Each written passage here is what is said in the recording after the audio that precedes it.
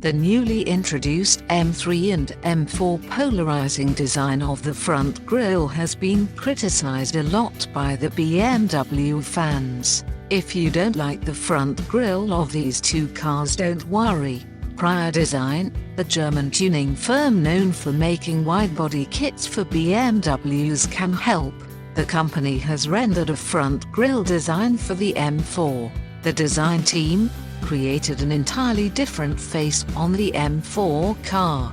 In renders, only the headlights and hood shut line remain unchanged. Everything else gets tweaked a bit, and the final results are far more pleasing to the eye than the standard BMW M4. M4 renders has the grille and most of the front end from the M8. The company is in the planning stage to make the upgrade kits. The feedback regarding this design is very positive. It remains to be seen which of the two bumpers will be produced.